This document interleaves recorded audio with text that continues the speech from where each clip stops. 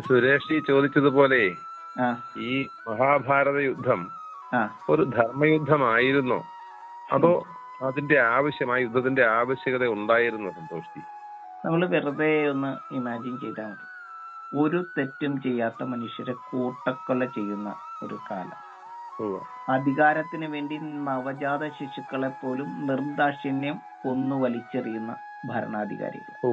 10,000-കണക്കിന് യുവതികളെ നഗ്നരാക്കി തടവറയിലിട്ട് പീഡിപ്പിച്ച് ലോകത്തെ ഒന്നാകെ ഭയപ്പെടുത്തി കരയിച്ചിരുന്ന ഭരണാധികാരികൾ. മറ്റൊരിടത്ത് ഒരു ദിവസം ഒരു പെൺകുട്ടിയെ വീതം ദ്രോഹിച്ച് പിച്ച് ചിന്തി കൊല്ലുന്ന ദുര്യോഗം. രാജവീതികളിൽ പെൺകുട്ടികളുടെ നിലവിളി നിലയ്ക്കാത്ത മരണക്കരച്ചിലുകളിൽ വിറങ്ങലിച്ചു പോയ പ്രജാലോകം. അഭയമേകുവാൻ ആരുമില്ലാത്ത അതിഭീകരമായിട്ടുള്ള ഈ നാരീ നരനായാട്ടില് ഭയന്ന് ജീവനൊടുക്കിയത് ലക്ഷക്കണക്കിന് പെൺകുട്ടികൾ. അധികാരത്തിന്റെ അന്ധതയിൽ മക്കളുടെ ക്രൂര വിനോദങ്ങൾക്ക് മുന്നിൽ കണ്ണു മൂടിക്കെട്ടിയ ഭരണാധികാരികൾ. ചിന്തിക്കാൻ പറ്റുമെങ്കിൽ പണ്ഡിത സദസ്സുകളിൽ പോലും സ്ത്രീകളെ നഗ്നരാക്കി അവഹേളിച്ച് ചൂതാടിയിരുന്ന അധികാരികൾ. ഇങ്ങനെ ഒരു കാലം ലോകത്ത് എവിടെയെങ്കിലും ഉണ്ടായിരുന്നെങ്കിൽ ആ കാലത്തെ പ്രജാലോകം, അവിടുത്തെ ജനങ്ങൾ ഏറ്റവും കൂടുതൽ പ്രാർത്ഥിച്ചിട്ടുണ്ടാവും. ഉണ്ടാവില്ലേ? തീർച്ചയായിട്ടും ഉണ്ടാവും. അവരുടെ പ്രാർത്ഥനയുടെ ശക്തി എന്തായിരിക്കും? വലിയ ഫലം ഉളവാക്കുന്നതായിരിക്കും. അങ്ങനെ ഒരു കാലം ഉണ്ടായിരുന്നെങ്കിൽ അന്ന് ആ ജനങ്ങൾ ശക്തമായി പ്രാർത്ഥിച്ചിട്ടുണ്ടെങ്കിൽ ഒന്ന് ആലോചിച്ച് നോക്കിയേ. ഏറ്റവും കൂടുതൽ ജനങ്ങൾ പ്രാർത്ഥിച്ചിരുന്ന യുഗം അങ്ങനെ ഒരു കാലഘട്ടമായിരിക്കില്ലേ? തീർച്ചയായിട്ടും അതെ. അങ്ങനെയുള്ളവരുടെ പ്രാർത്ഥനയുടെ ആ യുഗമാണ് ദ്വാപരയുഗം. അപ്പൊ ആ പ്രാർത്ഥനയുടെ ശക്തി എന്തായിരിക്കും എന്ന് മാത്രം ആലോചിച്ചാൽ മതി. ഈ ധർമ്മയുദ്ധം ആവശ്യമാണോ അതെയോ ഒഴിവാക്കേണ്ടതായിരുന്നു എന്നറിയാനായിട്ട്. 18 പ്രാവശ്യം മധുരയെ ആക്രമിച്ച് പ്രജാലോകത്തെ കൂട്ടക്കുരുതി നടത്തിയ ഒരു ഭരണാധികാരി. എങ്ങും കലഹവും കലാപവും യുദ്ധവും കൊള്ളയും കൊള്ളിയും സ്ത്രീകളുടെ കരച്ചിലുകളും മാത്രമുണ്ടായിരുന്ന ഒരു ലോകത്ത് ഈ ജനതയുടെ മുഴുവൻ പ്രാർത്ഥനകളുടെ കരുത്തിൽ ഒരാൾ അവതാരമാകുന്നത് അവിടെയാണ്. ഭഗവാൻ ശ്രീകൃഷ്ണൻ പ്രതിബന്ധങ്ങളെ അതിജീവിച്ച് ഉയരുന്നത് ധർമ്മരാഷ്ട്രത്തിന് വേണ്ടിയിട്ട്. അവിടെയാണ് ധർമ്മയുദ്ധം. ആ കഥയാണ് നമുക്കിനി പറയാനുള്ളത്. അപ്പൊ ഇത് ധർമ്മയുദ്ധമല്ലേ? തീർച്ചയായിട്ടും ഇതാണ് ഒരു പെൺകുട്ടിയല്ല, 16,100 സ്ത്രീകളെയാണ് നഗ്നരാക്കി തടവറയിലിട്ട് പീഡിപ്പിച്ചതെങ്കിൽ ആ രാജ്യത്തെ രക്ഷിക്കാനായിട്ട് ആരാണ് ധർമ്മയുദ്ധം ചെയ്യാതിരിക്കുന്നത്? അതാണ് ഭഗവാന്റെ ചൂണ്ടുവിരലിന് ശ്രീചക്രത്തിന്റെ കരുത്തുണ്ടെന്ന് പറയുന്നത് ഈ പ്രജാലോകത്തിന്റെ പ്രാർത്ഥനയുടെ വൈഭവമാണ്. നമ്മുടെ ഈ ചാനൽ എല്ലാവരും സബ്സ്ക്രൈബ് ചെയ്യണം, മാക്സിമം ഷെയർ ചെയ്യണം, സപ്പോർട്ട് ചെയ്യണം. സന്തോഷി നമസ്തേ. നമസ്തേ നമസ്തേ നമസ്തേ. സന്തോഷി, നമ്മുടെ പ്രണവവേദ ഗ്രൂപ്പിലെ കഴിഞ്ഞ ദിവസം മഹാഭാരത യുദ്ധത്തിന്റെ കണക്കുകളും അതിന്റെ വിശദമായ ഒരു വീഡിയോയും അങ്ങ് ചെയ്തത് ഉണ്ടായിരുന്നല്ലോ. അതിനകത്ത് നമ്മുടെ ഈ ഗ്രൂപ്പിലുള്ള സഹോദരനായിട്ടുള്ള സ്നേഹനിധിയായിട്ടുള്ള സുരേഷ് ജി ഞാൻ കണ്ടിരുന്നു. അത് സംശയങ്ങൾ ചോദിച്ചിരുന്നു. വളരെ ആ സംശയം എന്ന് പറയുന്നത് സാമാന്യേന ഏവർക്കും ഉണ്ടാവുന്ന സംശയങ്ങൾ തന്നെയാണ്. അതെ അതെ, തീർച്ചയായിട്ടും. കാരണം ഈ ധർമ്മയുദ്ധം എന്ന് പറയുമ്പോഴും ആ ധർമ്മം അല്ലാതെ ചില കാര്യങ്ങൾ ആ യുദ്ധത്തിൽ നടന്നതായിട്ട് നമുക്ക് തോന്നും. ഒന്ന്, പ്രധാനമായിട്ടും പാണ്ഡവരുടെ മൂത്ത സഹോദരനാണല്ലോ കർണൻ. അതെ അതെ. അത് അറിയാവായിട്ടും അദ്ദേഹത്തിനെതിരെ യുദ്ധം ചെയ്യുന്ന സന്ദർഭങ്ങൾ. അതെ. അതേപോലെ നിരവധിയായ കാര്യങ്ങളുണ്ട് ഈ കാര്യത്തിൽ. അത് സുരേഷ് ജിക്ക് വേണ്ടിയിട്ട് അതിന്റെ ഒരു മറുപടി ആഗ്രഹിച്ചുകൊണ്ട് തന്നെയാണ് ഞാൻ ചോദിക്കുന്നത്. ഞാനിപ്പോ കണ്ടിരുന്നു അത് ഗ്രൂപ്പിൽ ഞാൻ കണ്ടിരുന്നു. സുരേഷ് ജിയോട് ആദ്യം തന്നെ വലിയൊരു നന്ദി. ഒരുപാട് വിനയത്തോടു കൂടി അദ്ദേഹം ചോദിച്ചപ്പോ ഒരുപാട് സന്തോഷം. എല്ലാവരുടെയും ഉള്ളിലുള്ള ഒരു സംശയമാണ്, അതൊരു ധർമ്മയുദ്ധമായിരുന്നു, ആരുടെ പക്ഷത്താണ് ധർമ്മം, അതാണ്. അപ്പൊ ആ ചോദ്യം ഈ കാലഘട്ടത്തില് ഒരുപാട് ആളുകൾ ചോദിക്കുന്ന ഒരു ചോദ്യമാണ്. എല്ലാവരെയും പ്രതിനിധീകരിച്ച് അദ്ദേഹം അത് ചോദിച്ചു. അത് വലിയ സന്തോഷമാണ്. തീർച്ചയായിട്ടും പലപ്പോഴും പലരും നമ്മുടെ പുതിയ ചോദിക്കാതിരിക്കും, തലമുറ. അദ്ദേഹം തുറന്ന് ചോദിച്ചല്ലോ. അതെ അതെ, അങ്ങനെയുള്ള നല്ല ചോദ്യങ്ങൾക്കായിട്ട് കാത്തിരിക്കുകയാണ്. കാരണം ഇതിനകത്ത് ഞാൻ സർവജ്ഞപീഠം കയറിയ ഒരാളല്ല, എല്ലാവരെ പോലെയും ഒരാളാണ്. എല്ലാവരെ പോലെ തന്നെ ഒരു വ്യക്തി എന്നുള്ള നിലയ്ക്ക് എനിക്കറിയാവുന്ന, ഞാൻ പഠിച്ച കാര്യങ്ങളാണ് ഞാൻ സംസാരിക്കുന്നത്. ഉവ്വ. അപ്പോ അദ്ദേഹത്തിന്റെ ചോദ്യം വളരെ താല്പര്യത്തോടുകൂടി, ബഹുമാനത്തോടുകൂടി എനിക്കറിയാവുന്ന കുറച്ച് കാര്യങ്ങൾ അതിന് ആൻസറായിട്ട് എന്നുള്ള രീതിയിലല്ല ഞാൻ പറയാണ്. ആദ്യം തന്നെ അദ്ദേഹത്തിനൊരു വലിയ നമസ്കാരം. അപ്പൊ ഇനി അത് ചോദിക്കാം അങ്ങേക്ക്. ഞാനത് അങ്ങയോട് സൂചിപ്പിച്ചിരുന്നു തോന്നുന്നു. ഈ പാണ്ഡവരിലെ മൂത്ത സഹോദരനായ കർണനെ വധിക്കുന്ന ഒരു യുദ്ധം കൂടിയാണല്ലോ അത്. അതെ അതെ അതെ. ആ സഹോദരനാണെന്ന് തിരിച്ചറിഞ്ഞിട്ടും ശ്രീകൃഷ്ണ ഭഗവാൻ ഈ യുദ്ധത്തെ നയിച്ചത് സഹോദരനെ കൊല്ലുന്നതിന് വേണ്ടി ആ യുദ്ധത്തിൽ കൊല്ലേണ്ടി വന്നല്ലോ. അതെ അതെ. അപ്പൊ അതേപോലെയുള്ള നിരവധിയായ കാര്യങ്ങളുണ്ട്. കുന്തി ദേവി, നമ്മൾ കുന്തി ദേവി എന്ന് വിളിക്കാമോ? ദേവിയാണെങ്കിൽ ഈ പുത്രനെ ഉപേക്ഷിക്കേണ്ടി വന്നല്ലോ, ഉപേക്ഷിച്ചല്ലോ. ഉപേക്ഷിക്കുന്ന ഒരു അമ്മയെ, കുഞ്ഞിനെ ഉപേക്ഷിച്ച മാതാവിനെ ഇങ്ങനെ ദേവി സങ്കല്പത്തിൽ കാണുക. അപ്പൊ അങ്ങനെ ചില സംശയങ്ങളാണല്ലോ സുരേഷ് ചോദിച്ചതും. അതെ അതെ അതെ അതെ. അതിനൊരു മറുപടി കിട്ടിയാ മതി. ഇപ്പോ സ്വാഭാവികമായിട്ടും കുറെ നാളുകളായിട്ട് സോഷ്യൽ മീഡിയയിലും അല്ലാതെയും പ്രഭാഷണ വേദികളിലുമെല്ലാം ഉയർന്നു കേൾക്കുന്ന ഒരു നാമമാണ് കർണൻ. ഇത് കുറെ നാളുകളായി അത് തുടങ്ങിയിട്ട്, പ്രത്യേകിച്ച് കേരളത്തിൽ. കേരളവുമായിട്ട് കർണന് ബന്ധമുണ്ട്. കൊല്ലത്ത് കർണന്റെ ക്ഷേത്രമുണ്ട്. കർണന് ജീവിച്ചിരുന്നപ്പോഴും ഈ കേരളവുമായിട്ട് ഒരു റിലേഷനുണ്ട്. അപ്പൊ ഇവിടുന്ന് ധർമ്മയുദ്ധത്തിനായിട്ട് നമ്മുടെ കേരളത്തില് അന്ന് 3 രാജ്യങ്ങളായിരുന്നു കേരളം. ഇവിടുന്ന് പങ്കെടുത്തതും കൃഷ്ണപക്ഷത്തിന് വേണ്ടിയായിരുന്നില്ല, നൂറ്റപക്ഷത്തിന് വേണ്ടിയായിട്ടായിരുന്നു ഇവിടുത്തെ സേനയെ, ഇവിടുത്തെ 3 രാജാക്കന്മാരും സേനയെ ഈ യുദ്ധത്തിനായിട്ട് അയച്ചത്. അപ്പൊ കുരുക്ഷേത്ര ഭൂമിയിലേക്ക് കേരളത്തിൽ നിന്ന് പോയ സൈന്യം തന്നെ കൃഷ്ണപക്ഷത്തിന് എതിരായിരുന്നു. ഈ കൃഷ്ണപക്ഷം എന്ന് ഞാൻ പറഞ്ഞത്, ഇവിടെ കേരളത്തില് കൃഷ്ണനെതിരായിട്ടുള്ള ഒരു വികാരമുണ്ട് ഇപ്പോഴും. അതായത് ഇവിടെ കൃഷ്ണ ഭഗവാൻ ധർമ്മരാഷ്ട്രത്തിന്റെ സൃഷ്ടിക്ക് വേണ്ടിയിട്ടുള്ള ദൂതുമായിട്ട് ഇവിടെയെല്ലാം വന്നിരുന്നു.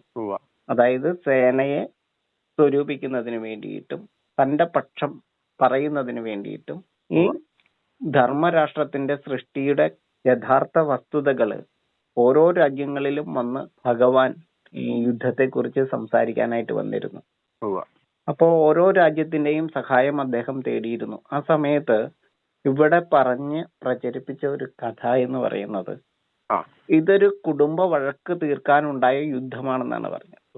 അതായത് കൃഷ്ണനെതിരെ ഇവിടെ പറഞ്ഞൊരു കഥയാണ്, ഇതൊരു കുടുംബ വഴക്കാണ്, നൂറ്റവരും പാണ്ഡവരും തമ്മിലുള്ള കുടുംബ വഴക്ക് മാത്രമാണ് ഇത്. ഇത് ധർമ്മ യുദ്ധത്തിന് വേണ്ടിയിട്ടുള്ളതല്ല, ഒരു ധർമ്മരാഷ്ട്രത്തിന് വേണ്ടിയിട്ടുള്ള യുദ്ധമല്ല ഇത് എന്നാണ് പറഞ്ഞത്. ഞാൻ കഴിഞ്ഞ ദിവസം ആ വീഡിയോയിൽ പറഞ്ഞത്, ഈ കുരുക്ഷേത്ര യുദ്ധത്തിന്റെ വലിപ്പമാണ്, ഒരു കുടുംബ വഴക്ക് തീർക്കാനുണ്ടായ യുദ്ധമാണോ അല്ലയോ എന്നുള്ളത് കുരുക്ഷേത്ര ഭൂമിയിലെ ആ സംഖ്യാവലിപ്പം അത് തന്നെ അതിനെ സാക്ഷ്യപ്പെടുത്തുന്നതാണ്.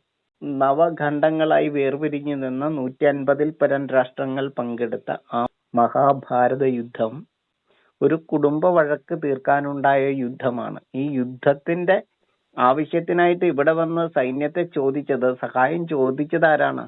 അത് കൃഷ്ണനാണ്. കൃഷ്ണൻ എങ്ങനെയുള്ള ആളാണ്? വളരെ മോശം ബാക്ക്ഗ്രൗണ്ട് ഉള്ള ഒരാളാണ് എന്നാണ് ഇവിടെ എല്ലാവരും പറഞ്ഞത്. ഇപ്പോഴും നമ്മുടെ ഇവിടങ്ങളിൽ ശ്രദ്ധിച്ചാൽ മനസ്സിലാവും, ഒരു ക്ഷേത്രത്തിന്റെ, കൃഷ്ണ ക്ഷേത്രത്തിന്റെ എന്തെങ്കിലും ഒരു കാണാതെ പോയി കഴിഞ്ഞാൽ അത് ആരാണ് എടുത്തത്? അത് കൃഷ്ണനാണ് എടുത്തത്. അതെ. അതായത് അല്പം ഹാസ്യത്തിലും അല്പം കാര്യത്തിലും അത് പറയുന്നുണ്ട്. അതെ, ഏറ്റവും വലിയ തന്ത്രിയും പറയും, പൂജാരിയും പറയും, ഭക്തജനങ്ങളും പറയും കൃഷ്ണൻ കള്ളനാണ്, ചേല കട്ടെടുത്തവനാണ്, 16,008 ഭാര്യമാരുള്ളവനാണ്, ഇവനാണ് ധർമ്മരാഷ്ട്രത്തിന് വന്നിരിക്കുന്നത്. ഇതാണ് ഇവിടങ്ങളിൽ ഇപ്പോഴും 16,008 ഭാര്യമാരുണ്ടെന്നുള്ള സങ്കല്പത്തിലാണ് ഇപ്പോഴും കേരളത്തിലെ ഭക്തജനങ്ങള്, കൃഷ്ണന്റെ ഭക്തരും എന്താണ് വിശ്വസിക്കുന്നത്? ഇത് തന്നെയാണ് ഭക്തരെ ആദരിക്കപ്പെടുന്ന പണ്ഡിതരും. അതെ, സപ്താഹത്തിനും എന്താണ് പറയുന്നത്? ഇത് തന്നെയാണ് പറയുന്നത്. വെണ്ണ കട്ടു തിന്നു, ചേന കട്ടെടുത്തുകൊണ്ട് പോയി, 16,008 ഭാര്യമാരുണ്ടായിരുന്നു. ഇതൊക്കെ തന്നെയാണ് കൃഷ്ണനെ പറ്റി ഇപ്പോഴും ഇവിടെ നല്ല രീതിയിലും ചീത്ത രീതിയിലുമായിട്ട് പറഞ്ഞുകൊണ്ടിരിക്കുന്നത്. അന്ന് പറഞ്ഞ ആ കഥ തന്നെയാണ് ഇത് പറഞ്ഞുകൊണ്ടിരിക്കുന്നത്. അപ്പൊ കർണനെ ഉയർത്തി കണ്ണനെ താത്തി പറയുന്ന ഒരു രീതി ഇപ്പോഴും ഉണ്ട്, അപ്പോഴും ഉണ്ട്, എന്നും ഉണ്ട്. ഇനി ആ സബ്ജക്റ്റിലേക്ക് വരാം. ഇതിങ്ങനെ പറഞ്ഞ എന്താന്ന് വെച്ചാൽ ഇതിന്റെ ഒരു കാരണം ഉണ്ടല്ലോ. കർണനെ കുറിച്ച് പറഞ്ഞ് മഹാപുരുഷൻ എന്നൊക്കെ പറയുന്നത്, അവതാരമൂർത്തി എന്നൊക്കെ കർണനെ കുറിച്ച് പറയണമെങ്കിൽ ലോക നന്മയ്ക്കായിട്ട് കർണൻ ചെയ്ത ഒരു കാര്യമെങ്കിലും നമുക്ക് പറയാൻ കഴിയണം. അതാണ് ഏറ്റവും വലിയ കാര്യം. ഏത് കുലത്തിൽ ജനിച്ചു, ഏത് അമ്മയുടെ പുത്രനായിട്ട് ജനിച്ചു, എത്ര വലിയ സഹോദര സ്ഥാനത്ത് നിന്നാലും ഒരാൾ ചെയ്യുന്നത് ധർമ്മമല്ലെങ്കിൽ, അയാൾ അധർമ്മത്തിന്റെ പക്ഷത്തിലാണെങ്കിൽ കൃഷ്ണപക്ഷം അയാൾക്കെതിരായിരിക്കും. നൂറ്റവ പാണ്ഡവ പക്ഷമല്ല കുരുക്ഷേത്രം. കൃഷ്ണപക്ഷവും നൂറ്റവ പക്ഷവുമാണ്. അതിനെ പാണ്ഡവപക്ഷം എന്ന് പറഞ്ഞത് ധർമ്മയുദ്ധത്തിനെതിരെ ഉണ്ടായ ഒരു വികാരമാണ്. കൃഷ്ണനെതിരായിട്ടുള്ള ഒരു അജണ്ടയുടെ ഭാഗമാണ് നൂറ്റവപക്ഷവും പാണ്ഡവപക്ഷവും എന്നുള്ള പറച്ചിൽ. ശരിക്കും പാണ്ഡവപക്ഷമല്ല, കൃഷ്ണപക്ഷമാണ്. കൃഷ്ണപക്ഷത്താണ് പാണ്ഡവന്മാർ അണിചേർന്നത്. അതാണ് ആദ്യം നമ്മൾ അറിയേണ്ടത്. പാണ്ഡവപക്ഷത്തെ കൃഷ്ണൻ അണിചേരുവല്ല ചെയ്തത്. അല്ല, കൃഷ്ണപക്ഷത്തേക്ക് പാണ്ഡവന്മാരാണ് വന്നത്. അതുകൊണ്ടാണ് കൃഷ്ണന് ഗീത ഉപദേശം ചെയ്യേണ്ട വന്നത്. മനസ്സിലായോ? മനസ്സിലായി. കൃഷ്ണപക്ഷത്തേക്കാണ് പാണ്ഡവന്മാർ വന്നത്, പാണ്ഡവപക്ഷത്തേക്ക് കൃഷ്ണൻ പോവുകയല്ലായിരുന്നു ചെയ്തത്. അങ്ങനെയുണ്ടെങ്കിൽ ഗീത അവിടെ ഉപദേശിക്കേണ്ട കാര്യം കൃഷ്ണനില്ല, വരില്ലായിരുന്നു. ഉറപ്പല്ലേ ഇത്? അതെ, കൃഷ്ണന്റെ ആവശ്യത്തിനാണല്ലോ, അതുകൊണ്ടാണ് ഉപദേശിക്കുന്നത്, ആർക്കും അറിയില്ലാത്തതുകൊണ്ട്. അതിന്റെ കമാൻഡർ കൃഷ്ണനായിരുന്നു. ഇവര് പറയുന്ന പോലെ ഈ അർജുനന്റെ ഒരു കുതിരക്കാരനായിരുന്നില്ല, ആയുധമെടുക്കാതെ യുദ്ധത്തെ മുന്നിൽ നിന്ന് നയിച്ച കമാൻഡറായിരുന്നു. അതിന്റെ യുദ്ധത്തെ നിയന്ത്രിച്ച, ആയുധമെടുക്കാതെ ആ യുദ്ധമുഖത്ത് നിന്ന് യുദ്ധത്തെ നയിച്ച കൃഷ്ണപക്ഷത്തേക്കാണ് ഈ 150 രാജ്യങ്ങളിലെ പ്രതിനിധികൾ അനുകൂലമായിട്ടും പ്രതികൂലമായിട്ടും യുദ്ധം ചെയ്തത്. ഒന്നെങ്കിൽ കൃഷ്ണന് വേണ്ടിയിട്ട്, അല്ലെങ്കിൽ കൃഷ്ണനെതിരായിട്ടാണ്. നൂറ്റവന്മാർക്കും പാണ്ഡവന്മാർക്കും എതിരായിട്ടുള്ള വൈരാഗ്യങ്ങളുടെ കഥയല്ല മഹാഭാരത യുദ്ധം. അതാണ് നമ്മളെ തെറ്റായിട്ട് പറഞ്ഞ് ധരിപ്പിച്ചിരിക്കുന്നത്. അങ്ങക്ക് അത് എങ്ങനെയാ തോന്നുന്നത്? ഞാനിപ്പോ പറഞ്ഞപ്പോ എനിക്ക് മനസ്സിലായി വരുന്നുണ്ട്. ഇനി അതിന്റെ ഉള്ളിലുള്ള കാര്യം സാരാംശം പിടികിട്ടണം. കർണൻ നല്ല ഒരു വ്യക്തിയായിരുന്നു എന്ന് വെക്കുക. കർണൻ നൂറ്റവന്മാരുടെ സന്തത സഹചാരിയായിരുന്നു. നൂറ്റവന്മാര് ഒരു ദിവസം ഒരു പെൺകുട്ടിയെ വീതം മൃഗീയമായി പീഡിപ്പിച്ച് കൊല്ലണമായിരുന്നു. അതായിരുന്നു അവരുടെ ഏറ്റവും വലിയ വിനോദവും. ഈ സന്തത സഹചാരിയായിട്ട് നൂറ്റവന്മാരുടെ പക്ഷത്ത് ചേർന്ന് നിൽക്കുന്ന കർണൻ ധർമ്മിഷ്ഠനായിരുന്നെങ്കിൽ ഒരു പെണ്ണ് പോലും മരിക്കുകയില്ലായിരുന്നു. ഇന്ദ്രപ്രസ്ഥം പെൺകുട്ടികളുടെ നിലവിളി കൊണ്ട് നിറഞ്ഞിരുന്നു. നിരവധിയായിട്ടുള്ള ആയിരക്കണക്കിന് പെൺകുട്ടികൾ ഭീതി കൊണ്ട് ആത്മഹത്യ ചെയ്തിട്ടുണ്ട്. അപ്പോ ദുര്യോധനാദികൾക്ക് ഒരു ദിവസം ഒരു പെൺകുട്ടിയെ വെച്ച് മൃഗീയമായി പീഡിപ്പിച്ച് കൊല്ലണം എന്നുള്ള ആ ഒരു അവസ്ഥയിൽ അധർമ്മികളുടെ, ചൂതാട്ടക്കാരുടെ വിളനിലമായി മാറിയ ഭാരതം എന്ന് പറയുന്ന സങ്കല്പമേ ഇല്ല. പരസ്പരം പ്രവേശനങ്ങൾ അന്യമായിരിക്കുന്ന 9 ഖണ്ഡങ്ങളായിരുന്നു ഈ ദേശം. 150ഓളം പേരുകൾ എടുത്തു പറയാൻ പറ്റുന്ന രാജ്യവും രാജാക്കന്മാരും ഉണ്ടായിരുന്ന ഒരു കാലം. നമ്മള് ഭഗവാൻ കൃഷ്ണനെ കുറിച്ച് ചിന്തിച്ചിട്ടുണ്ട്. അദ്ദേഹം ചെയ്തത്, അതായത് കാരാഗ്രഹത്തിൽ ജനിച്ചവനാണ് കുരുക്ഷേത്രത്തിൽ ജയിച്ചത്. അദ്ദേഹത്തിന്റെ ജനന സമയത്ത് തന്നെ അദ്ദേഹത്തിന് വേണ്ടി മരിച്ച നിരവധിയായിട്ടുള്ള കുട്ടികളുണ്ട്. ആ 10 വർഷത്തിനിടയ്ക്ക് കൊല്ലപ്പെട്ട ഒരുപാട് കുട്ടികളുണ്ട്.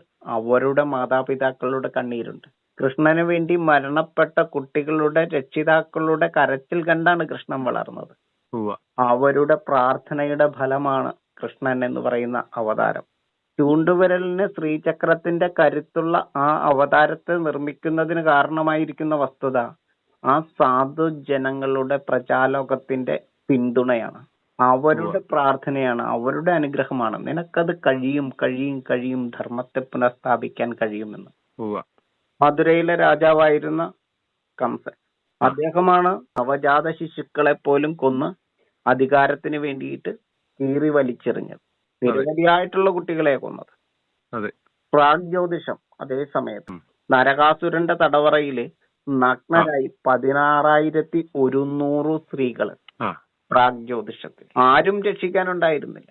ഭഗവാൻ കൃഷ്ണനാണ് നരകാസുരനെ നേരിട്ട് ആ സ്ത്രീജനങ്ങളെ നഗ്നരായി ചൂഷണം ചെയ്ത് പീഡിതരായിരുന്ന ആ സ്ത്രീകളെ വസ്ത്രം കൊടുത്ത് മോചിപ്പിച്ചത്. ആ വസ്ത്രം കൊടുത്ത് പുടവ കൊടുത്ത് മോചിപ്പിച്ചത് കൊണ്ട് പറഞ്ഞുണ്ടാക്കിയ പേരാണ് 16,008 പേർക്ക് പുടവ കൊടുത്തവൻ. അതെ, അവരെ വെറുതെ മോചിപ്പിക്കുകയല്ല ചെയ്തത്, അവരെ ഗുജറാത്തിൽ കൊണ്ടുപോയി പുനരധിവസിപ്പിച്ച് വിവാഹം കഴിപ്പിച്ചു കൊടുത്തു. എന്നിട്ട് ഇവിടുന്ന് കൃഷ്ണനെതിരായിട്ടുള്ള പക്ഷങ്ങളെല്ലാം നാരദന്മാരെ അയച്ചു. ഈ സ്ത്രീകൾ എന്താണ്, ഈ സ്ത്രീകളെ കൃഷ്ണൻ വിവാഹം കഴിച്ചു എന്ന് പറഞ്ഞു പരത്തിയപ്പോൾ അത് അന്വേഷിക്കാൻ പോയ നാരദന്മാർ, അതായത് ജേർണലിസ്റ്റുകളാണ് നാരദന്മാര്, അവര് റിപ്പോർട്ട് കൊടുത്ത എന്താണെന്നറിയോ? എല്ലാ വീട്ടിലും കൃഷ്ണനാണെന്ന്. ഒരു വീട്ടില് വിറക് വെട്ടുന്നു, ഒരിടത്ത് കൊച്ചിനെ കുളിപ്പിക്കുന്നു, ഒരിടത്ത് കിടന്നുറങ്ങുന്നു, ഒരിടത്ത് പണിക്ക് പോയിരിക്കുന്നു. അങ്ങനെ ഏത് വീട്ടിൽ ചെന്നാലും അവിടെയെല്ലാം കൃഷ്ണനുണ്ട് എന്ന് റിപ്പോർട്ട് കൊടുത്തപ്പോൾ അത് വിശ്വസിക്കാനും ആളുണ്ടായി. അത്രയും അന്ധവിശ്വാസികളുടെ ലോകമായിരുന്നത്. ഈ കർണൻ എന്ന് പറയുന്ന വ്യക്തി നല്ല ഒരു വ്യക്തിയായിരുന്നെങ്കിൽ ആ കർണന്റെ സാമീപ്യം മാത്രം മതിയായിരുന്നു നൂറ്റവന്മാരെ നന്നാക്കാനായിട്ട്. അതിനകത്ത് അദ്ദേഹം ചോദിച്ച ഇതെന്ന് പറഞ്ഞാൽ കർണന്റെ ഒരു കാര്യത്തെ കുറിച്ചാണ് ചോദിച്ചത്. അപ്പൊ കർണൻ ചെയ്തത് മുഴുവൻ അധർമ്മമായതുകൊണ്ടാണ് പാഞ്ചാലിയുടെ വസ്ത്രാക്ഷേപത്തിന് മുൻകൈയെടുത്ത് ദുശാസനനെ പ്രേരിപ്പിച്ചതും അട്ടഹസിച്ചതും കർണനാണ്. അതായത് ആ രാജധാനിയിലെ അധികാരത്തിന്റെ പട്ടുമെത്തയിൽ സർവജ്ഞാനവും ധരിച്ച് ശരിക്കും പറയുന്ന അറിവിന്റെ അവതാരമായിരിക്കുന്ന ഗുരുശ്രേഷ്ഠൻ ഭീഷ്മാചാര്യര്, അദ്ദേഹം അറിവിനെ എല്ലാം മാറ്റിവെച്ചിട്ട് ആയോധനത്തിന്റെ ഗുരുവായി അതപ്പതിച്ച് ഈ ചൂതാട്ടങ്ങൾക്കെല്ലാം നേതൃത്വം കൊടുത്ത് ഈ അധർമ്മത്തിനെയെല്ലാം കണ്ടു രസിച്ച് ഈ വസ്ത്രാക്ഷേപത്തിന് മുഴുവൻ സാക്ഷിയായിട്ട് ഒരക്ഷരം മിണ്ടാതെ ഉരിയാടാതെ ഇരുന്നപ്പോഴാണ് അവിടെ വെച്ച് കൃഷ്ണനെടുത്ത ശപഥമാണ് ഈ അധികാരത്തിന്റെ പട്ടുമെത്തയിൽ നിന്നും ശരശയ്യയിൽ കൊണ്ട കിടത്തിയിട്ട് ഇനി നിങ്ങൾ പോയി ചോദിക്കൂ ആ ഗുരുവിനോട്. എന്താണെന്നറിയോ? ആയുധങ്ങളെ കുറിച്ചല്ല, അറിവിനെ കുറിച്ച്, വേദത്തെ കുറിച്ച്. സർവ്വവേദവും ധരിച്ച ആളാണ് ഈ കിടക്കുന്നത്. അതുകൊണ്ടാണ് ശരശയ്യയിൽ കിടത്തിയിട്ട് മുഴുവൻ അറിവും പോയി ചോദിച്ച്, പറയാനുള്ളതും അറിയാനുള്ളതും മുഴുവൻ പോയി ചോദിച്ചു മനസ്സിലാക്കൂ. അദ്ദേഹം ആയോധനത്തിന്റെ ഗുരുവല്ല. എന്തിന്റെ ഗുരുവാണ് അദ്ദേഹം? അറിവിന്റെ. ആത്മീയതയുടെ ഗുരുവാണ്, അറിവിന്റെ ഗുരുവാണ് എന്ന് പറഞ്ഞത് ഭഗവാൻ കൃഷ്ണനാണ് അത് ചെയ്തത്. അപ്പോ അദ്ദേഹം അറിവിന്റെ അവതാരമായിരുന്ന ആളാണ്. അറിവിനെ വലിച്ചെറിഞ്ഞിട്ട് ആയോധനത്തിന്റെ കുലഗുരുവായിട്ട് മാറിയത്. അധികാരത്തിന്റെ പട്ടുമെത്തയിൽ കിടന്ന് മുഴുവൻ ചൂതാട്ടങ്ങൾക്കും മുഴുവൻ അധർമ്മത്തിനും കുട പിടിച്ചത് കൊണ്ടാണ് ഭഗവാൻ കൃഷ്ണൻ ശരശയ്യയിൽ കൊണ്ട് കിടത്തിയത്. ഭീമസേന, നീ നിന്റെ ഗദ കൊണ്ട് ഈ നൂറ്റവന്മാരുടെ തുടയൽ അടിച്ചൊടിച്ച് ഇവരെ കൊല്ലാവുള്ളൂ എന്നാണ് കൃഷ്ണൻ പറഞ്ഞത്. നൂറ്റവന്മാരെ മുഴുവൻ ഭീമസേനന്റെ ഗദ കൊണ്ട് അടിയേറ്റ് തുടയലൊടിഞ്ഞ് മരിച്ചവരാണ്. നൂറ്റവന്മാരെല്ലാവരും അങ്ങനെയാണ്. ഭീമസേനനാണ് അവരെ കൊല്ലുന്നത്. കാരണം എന്തായിരുന്നു എന്നറിയോ? യുദ്ധത്തിൽ സ്ഥിരതയുള്ള ആളാണ് യുധിഷ്ഠിരൻ. ഏറ്റവും വലിയ വില്ലാളി വീരനാണ് അർജുനൻ. പക്ഷെ അവരോടൊന്നും നൂറ്റവപുത്രന്മാരെ കൊല്ലാൻ പറഞ്ഞില്ല. ഭഗവാൻ പറഞ്ഞത് ഇവരെ കൊല്ലുന്നത് തുടയലിൽ അടിച്ചൊടിച്ചേ കൊല്ലാവൂ. തുടയലില് മർമ്മം അല്ല അവിടെ പ്രശ്നം, ധർമ്മമാണ്. മർമ്മത്തിലല്ല അടിച്ചത്, ധർമ്മത്താലാണ് അടിച്ചത് ഗദ കൊണ്ട്.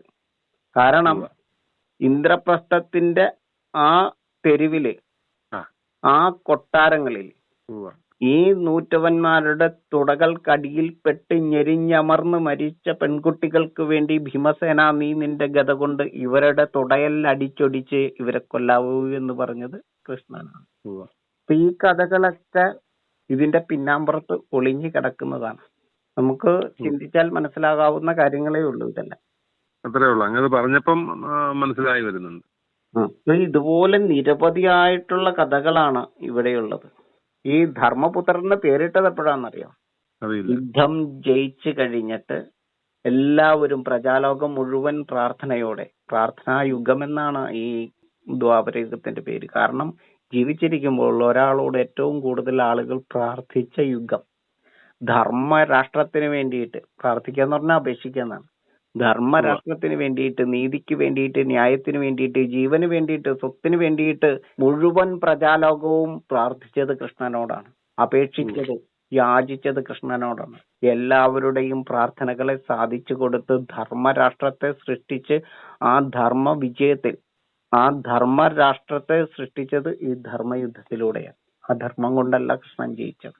കൃഷ്ണൻ ഒരു രാജാവുമായിരുന്നില്ല, ഒരു അധികാരവും കാംക്ഷിച്ചില്ല. പക്ഷെ യുദ്ധം ജയിച്ചപ്പോ ഏതാണ്ട് 432 മണിക്കൂർ യുദ്ധഭൂമിയിൽ നിന്ന് ആയുധമെടുക്കാതെ ശരീരം മുഴുവൻ ചോരയൊലിപ്പിച്ച് ഭഗവാൻ കൃഷ്ണൻ നിന്ന് ആ യുദ്ധം ജയിച്ചപ്പോൾ ജീവിച്ചിരുന്നവരുടെ എണ്ണം വളരെ കുറവാണ്.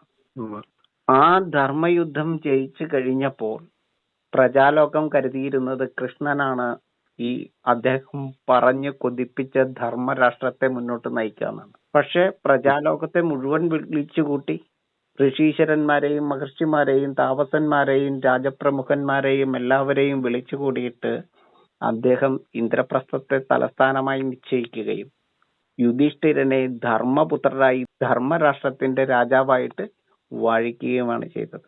അപ്പോ ഒന്നും കാക്ഷിക്കാതെ ഗുജറാത്തിലേക്ക് തിരിഞ്ഞു നടന്ന മനുഷ്യനാണ് ശ്രീകൃഷ്ണൻ. അവിടെ നമ്മൾ കാണേണ്ട ഒരു വസ്തുത എന്ന് പറഞ്ഞാൽ എങ്ങും അധർമ്മം മാത്രമേ ഉണ്ടായിരുന്നുള്ളൂ. നല്ലൊരു ജീവിതം കാണിച്ചു തരാമോ? ഈ പറയുന്ന മഹാഭാരതത്തിലെ ഏതെങ്കിലും ഒരിടത്ത് നല്ലൊരു ഭർത്താവിനെ കാണിച്ചു തരാൻ പറ്റുമോ? നല്ലൊരു അച്ഛനെ കാണിച്ചു തരാൻ പറ്റുമോ? നല്ലൊരു കുടുംബത്തെ കാണിച്ചു തരാൻ പറ്റുമോ? രണ്ടു പക്ഷത്തും നോക്കിക്കോ, നല്ലവരാരെയെങ്കിലും കാണിച്ചു തരാൻ പറ്റുമോ? പറ്റില്ല.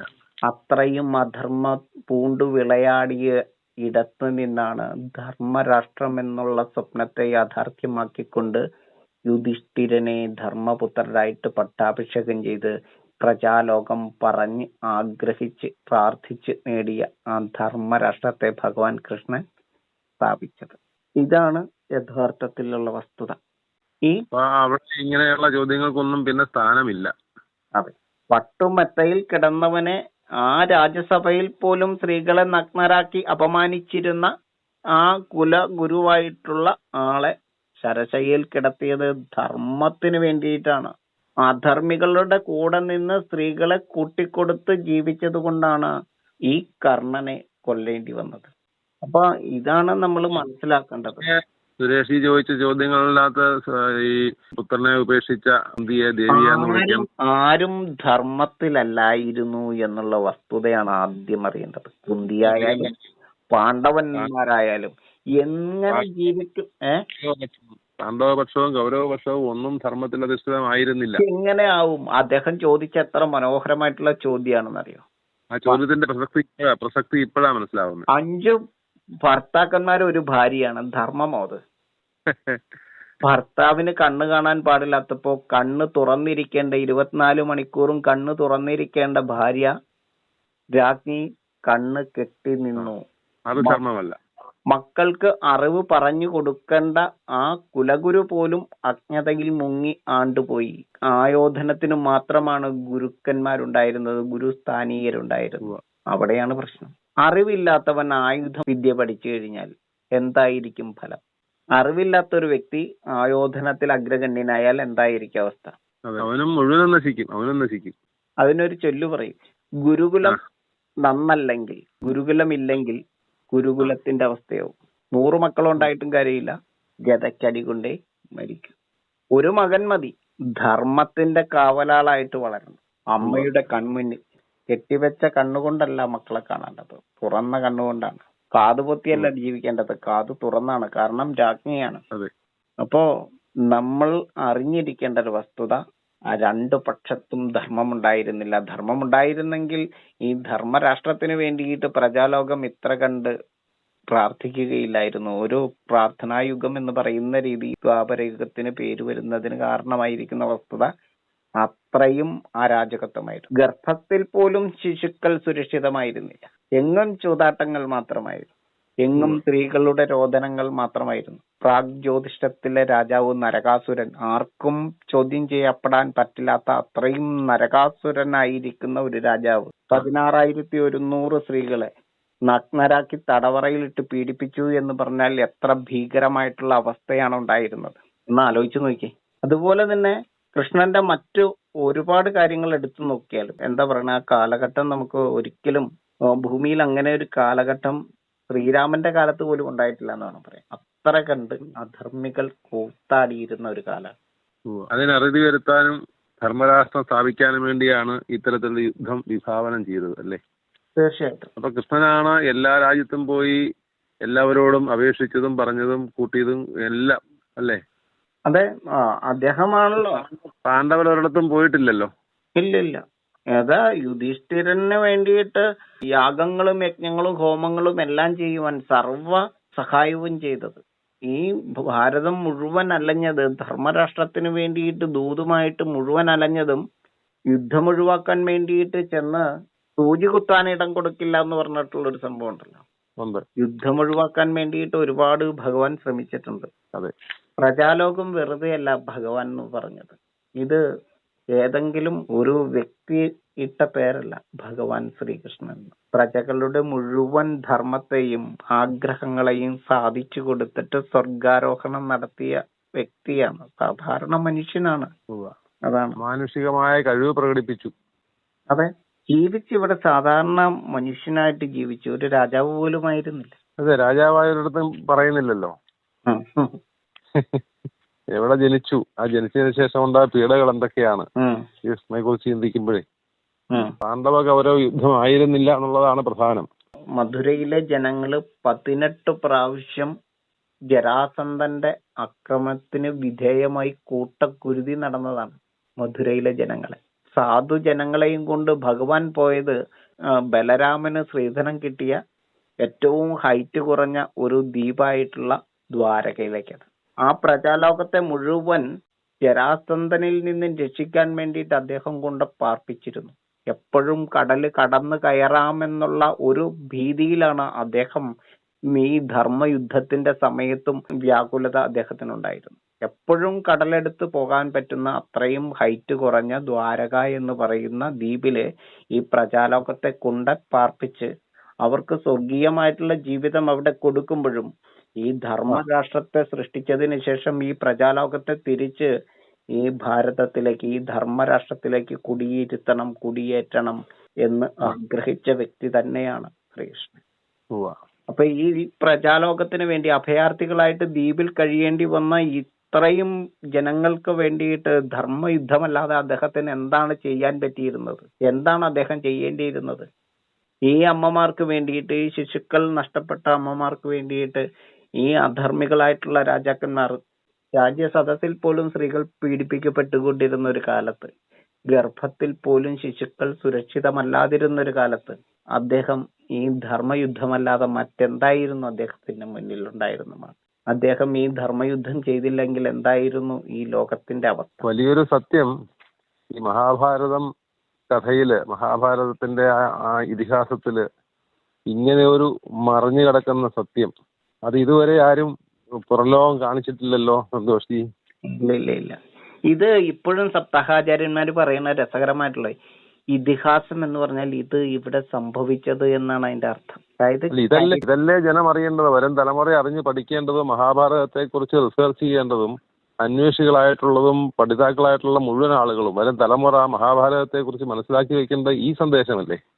അതെ. ഇതല്ലേ നമ്മുടെ കുട്ടികൾ, നമ്മുടെ കുഞ്ഞുങ്ങൾ പഠിച്ചു വളരേണ്ടത്. ആ സുരേഷ് ചോദിച്ച ചോദ്യം സ്ഥാനത്തായതുകൊണ്ടാണല്ലോ അങ്ങേക്ക് ഇത് കൃത്യമായി പറയാൻ അവസരം ഉണ്ടായത്.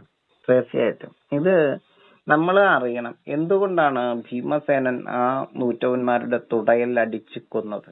അതിന് വേറെ തെറ്റായിട്ടുള്ള കഥകളല്ല പറഞ്ഞു പഠിപ്പിക്കേണ്ടത്. മനുഷ്യന്റെ മർമ്മം തുടകളല്ല. ഒരു കാലില്ലെങ്കിലും മനുഷ്യൻ ജീവിക്കുമെന്ന് നമുക്കറിയാലോ. ഒരു കുലഗുരുവായിട്ടുള്ള ഒരാളെ പിടിച്ച് ശരശയിൽ കിടത്തിയിട്ട് ശ്രീകൃഷ്ണൻ അദ്ദേഹത്തെ അപമാനിക്കുകയല്ല ചെയ്തത്. അദ്ദേഹം ആയോധനത്തിന്റെ ഗുരുവല്ല, സർവ്വ അറിവിന്റെയും പീഠമാണ്. ചെന്ന് ചോദിക്കൂ അദ്ദേഹത്തോട്, മരിക്കുന്നതിന് മുമ്പ് സർവജ്ഞാനവും പറഞ്ഞു തരുമെന്ന് പറഞ്ഞു.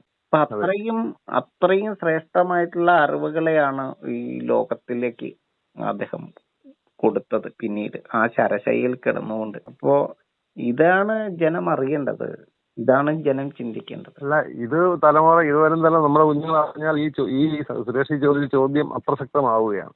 അതെ, മറയില്ലാതെ ഇങ്ങനെ ആ സംശയ നിവർത്തിക്ക് വേണ്ടി ചോദിക്കുന്നവരുടെ എണ്ണമാണ് വർദ്ധിക്കേണ്ടത്. തീർച്ചയായിട്ടും അദ്ദേഹത്തിന് വലിയ ഒരു നമസ്കാരം.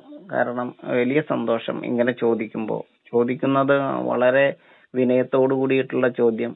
വളരെ ഇപ്പോ അത് കാണാനില്ല വിനയം മനുഷ്യന്.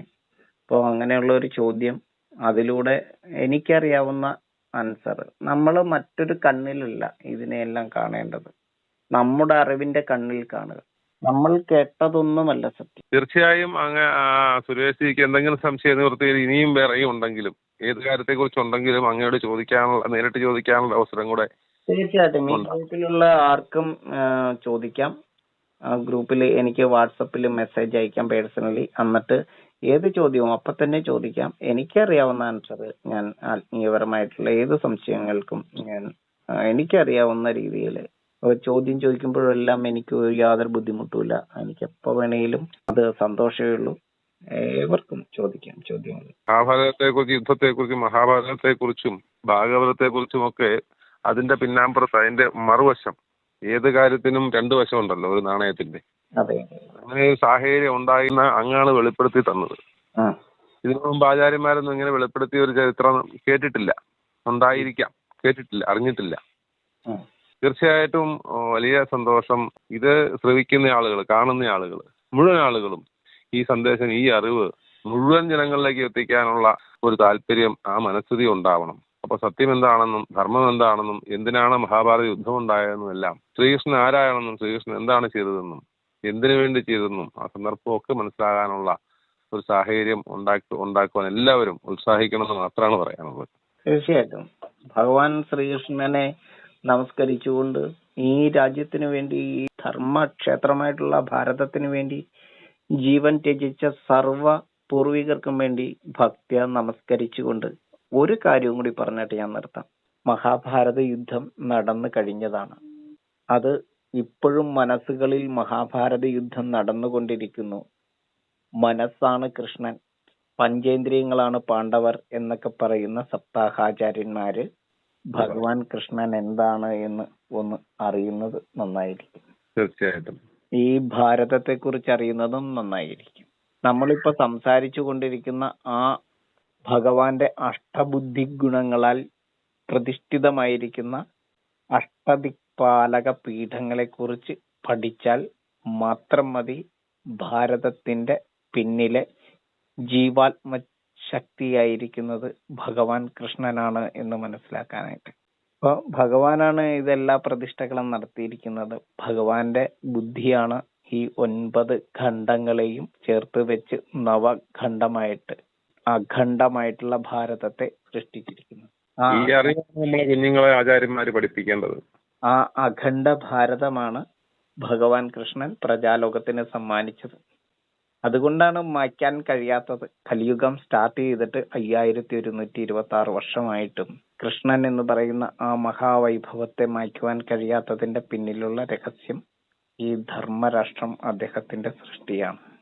അതുകൊണ്ടാണ്